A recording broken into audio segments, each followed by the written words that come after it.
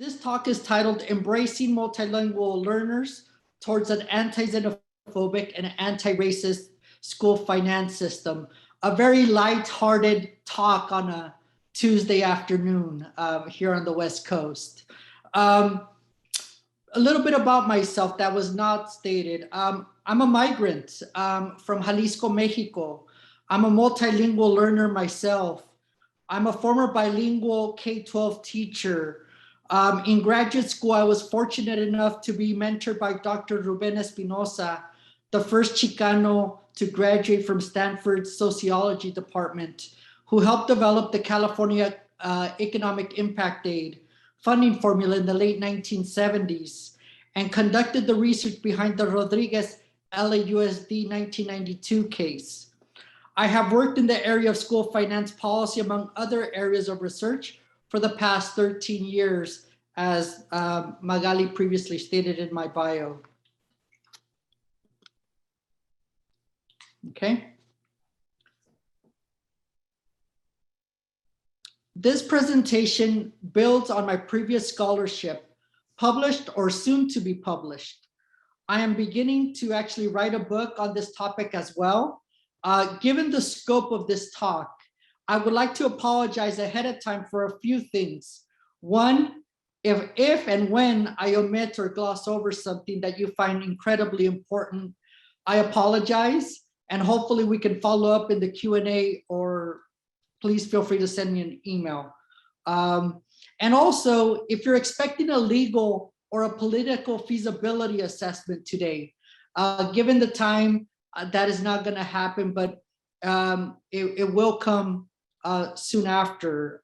So any conversations about that, I welcome. The purpose of the talk today is to make a broad scholarly argument about the needs to transform our school finance system.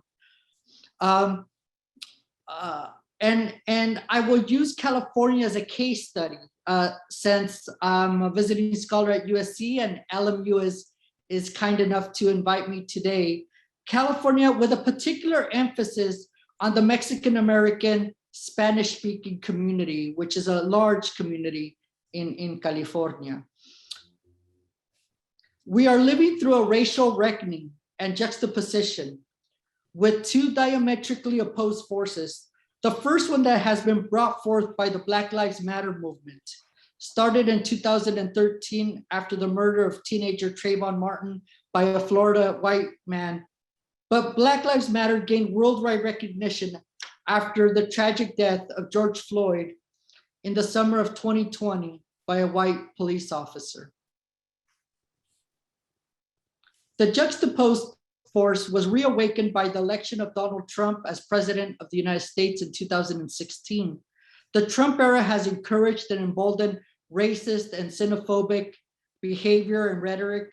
It began immediately as he announced his candidacy, stating that Mexicans are bringing drugs, they're bringing crime, they're rapists and murderers. He later stated, why are we allowing all of these people from S-hole countries here? We should bring more people from places like Norway.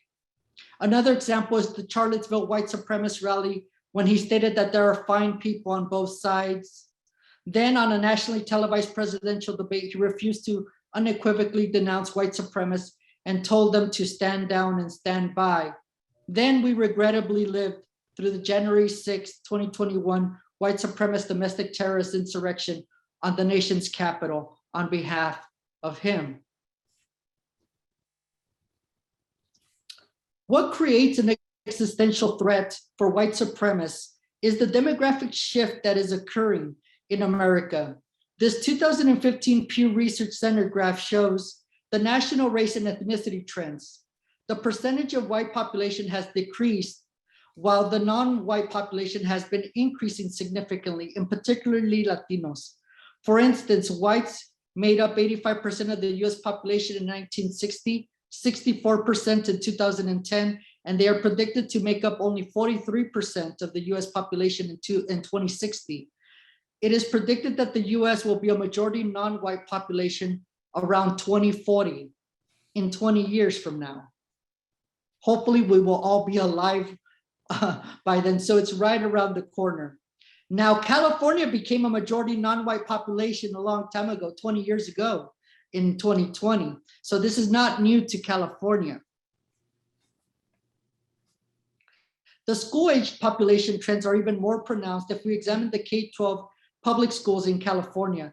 The data show that almost 80% of the students are non-white, and over half of the total student population is Latinx, and less than a quarter are white. Yes, there are twice as many Latinx students than white students in California public schools. There are over 60% of students in poverty if measured by the Free and Reduced Lunch Program indicator, and 20% are English learners. There are over 70 languages spoken in California schools, yet over 80% of ELs are Spanish speaking.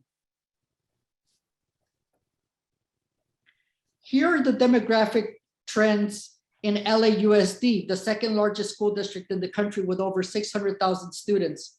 Only 10% of the students are white.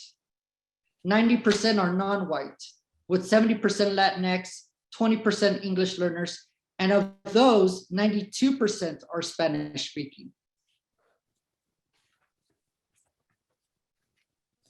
I share these data with you because it foretells our future. We have a racial reckoning moment that requires us to confront the racial legacies of our past to reimagine our future.